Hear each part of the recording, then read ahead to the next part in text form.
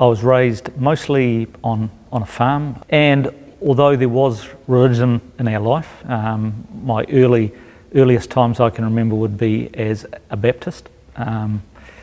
When we would go to Bible classes on a Sunday every now and again, but sort of in my late young life through for the rest until my later life, there was really nothing.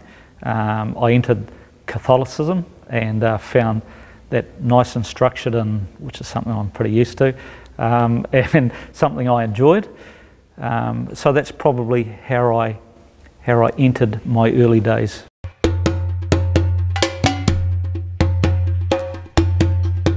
I'm a serving army officer, which is pretty unusual, I guess, but there are others around the world, I'm sure. I served a lot of time in Southeast Asia. I had seen Islam in Southeast Asia, and my observations of Islam was really only the masjid, and so I came to recognise that as a sign of Islam, and hearing the adhan, and that was probably all I knew about Islam. And I served over in that region for about 6 years or so, around about that. Later on, through my tours over there, I became more interested and wanted to know more. Not only that, I met the woman who I wanted to marry, and her family was very religious. Her father in particular, a really nice guy. He's passed away now. So I spent a lot of time with him talking, and he took me into the world and really showed me a new world. And it was probably a world that crossed a gap that probably in my life was missing. And that's how I entered into Islam. And seeing and hearing some of the things that my wife's father talked about, it was just something that I needed. I had to do. I had to be part of it. And probably to me, the cement on the whole process would be not until sometime actually after I converted to Islam or reverted. It was actually here in Palmerston North. In my early days as a Muslim, most of it was spent on a posting cycle of every 2 years. I would go to another location, and Islam was in none of those locations. There were no Muslims in any of those locations. I came to Palmerston North here, and one of our first ports of call was immediately to the masjid, and I met people here. And it was also very close to Ramadan, and the friendships and the closeness of the community just absolutely confirmed these are the fundamental things about Islam that make it such a beautiful religion.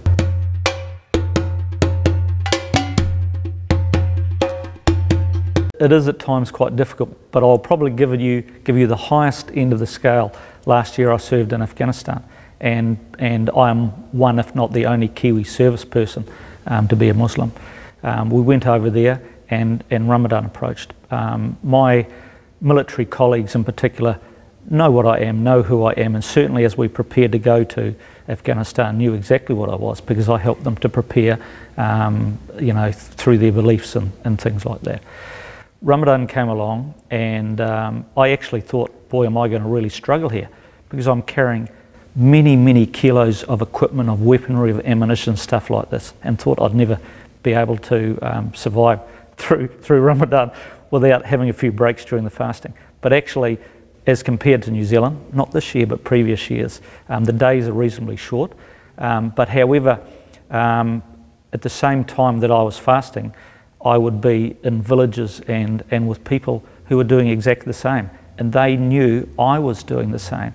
So and people knew who I was. They knew I was a Muslim, and it was actually a big draw card for a lot of people to come and see this Kiwi Muslim, and particularly during Ramadan, to know that he was also fasting. So here we were out the back of their village. We'd been taken to, I can remember one incident in particular, a village where children had been tampering with big anti-tank rounds of ammunition, and they had been trying to poke the explosives out, and they were actually burning the stuff. None of it had exploded, but they were in a lot of trouble. So we were asked to go to the village, and they knew who I was. We were asked to go a significant distance out into the middle of nowhere to find this ammunition. We found it out there, and we helped carry it and position it so that it could be exploded. And then, of course, from way out the back of nowhere, we had to walk all the way back.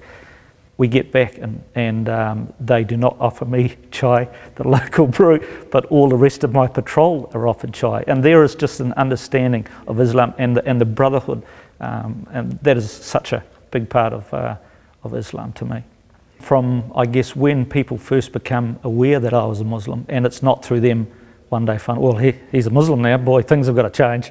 I explained the situation. I also explained my position within the community within Palmerston North here, and also my greater role within the Federation of the Islamic Associations of New Zealand. Actually, my employers and the New Zealand Defence Force as a whole are very, very supportive. They allow me time off, you know, when special meetings are occurring or when they know that I need to do things, because of course there is a dual role. Not only is it, you know, amongst my fellow Muslims, and we have a big community here in Palmerston North and the Greater New Zealand, but it's also within the New Zealand Defence Force. Here in Palmerston North, this community here has played quite a big role in preparing soldiers to deploy overseas, whether that be to Iraq or whether it be to Aceh following the devastating tsunamis there, or even my own team preparing to go to Afghanistan. So we provide, you know, you wouldn't call it a service, but we also help the Defence Force. So my employers, the Defence Force, whether it be Army or the higher level Defence Force, are very supportive of what I do and provide me the flexibility to do what I need to do. As far as my everyday job goes, really the prayer times are not affected. There are lots of locations that prayer can be done. So that's just like any employer, it doesn't matter wherever you are. Food is pretty easy. I'm able to ask for a specific type of food, and once again, the Defence Force is pretty good on that. You know, in relation to the whole sphere of Islam and an employer, it is actually very easy. As long as you take the time to explain and you have an organisation who supports you, there are no issues. It is very simple. Within the likes of the police and the Defence Force, the ambulance service, all those specific jobs, there are roles. And there are roles because the Islamic community in New Zealand is very large.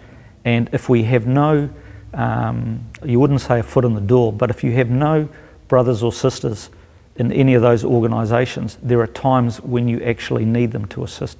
And the police is certainly one of them.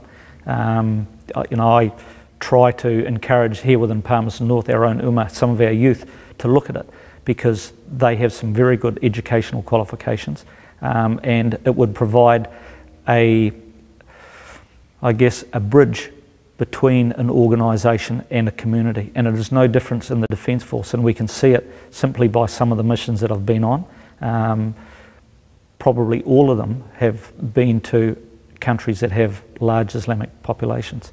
I was in Bosnia for a very short period of time, preparing for a mission that never actually went off in the end. However, you know, once again, having a Muslim with the actual force that is in there and is able to relate, as well as the Kiwis do, and that's a trait that the Kiwis are so good at, to a population. Cambodia, I spent 13 months there, and there was a population of Muslims there that was almost wiped out completely by Pol Pot and his regime, and I made myself known there, and I mean, they never heard of New Zealand, let alone that we actually had Muslims. And latterly in the Middle East, I served in Sinai, in the peninsula between Egypt and Israel, and that was a real eye-opener. Certainly come out with some different views on a lot of issues after that. And of course Afghanistan. The Muslim brother or sister can play such a big role in providing a bridge between an organisation and a community, and Auckland, I would say, would be one, Hamilton would be one, Wellington would be one, Christchurch would be another. There is nothing wrong with any of those professions. There is a bit of a stigma, the old top hand, heavy bully, you know, or we're out shooting rifles and shooting people sort of thing. That does not happen.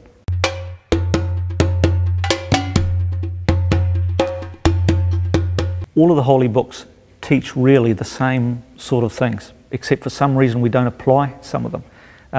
The religion of Islam, I think makes it very easy to follow the religion of Islam. The Quran and the teachings of the Prophet Muhammad teach us and give us easy ways to follow the religion of Islam. So if I could just say anything, that the religion is, to a degree structured, to a degree. It is, to me, a whole and complete religion that has everything you want. So if you want to take the time to find out about it, you will see everything that you ever wanted, providing you want to take the step to be as good as you want to be. If you want to sit back and do nothing, then you can do that. Or you can actually find out about a few of those things, and you'll see that it offers an awful lot. So to me, it offers a way of life, a complete way of life. It took me away from a lot of things that perhaps might have taken me down a path that I wouldn't want to have gone. But I'm pretty happy with where I am right now.